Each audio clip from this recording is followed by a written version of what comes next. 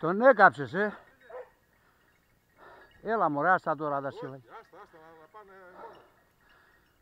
Αυτό είναι το σωστό. Βγήκε το σιλί και ξαναμπήκε, του λέω μέσα είναι δουλειά. Το κατάλαβα κι εγώ.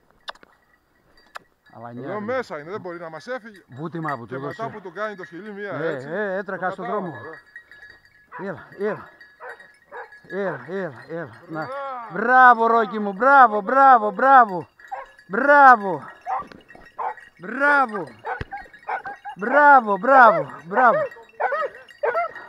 Είδες τι είχε φτιάξει και έβγαινε στον δρόμο. Είχε βγει απάνω μου. Για πάρ' τον Ερεσάκη, πάρ' τον. Σήκωσέ τον ρε, να τραβήξω λίγο βίντεο. Άντε μη μου κλείσει η μηχανή. Τον έκαψες που και θα βγήκε σαν διάολος, Αρεσάκη λαγοκυνηγέ με τα ιστρία σου. Ρε μαλάκα, τι του κάνω Μπόμπι. Δεν παίζεται το σκυλί αυτό. Είναι μέσα στο τέρμα. Ναι, και βγήκε και ξαναμπήκε το σκυλί.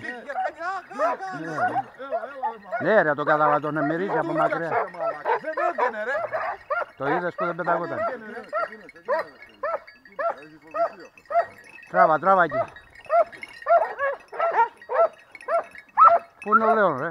Και ο Λέων έχει φοβηθεί. Προλαβαίνουμε ο Λέων. Ναι, αλλά αρέσκω. Ρε μαλάκα, τι σου είπα ότι φταίει. Ναι. Τα φυσίγια. Μπράβο. Πάμε για άλλο Ρεσάκι, για φύγουμε.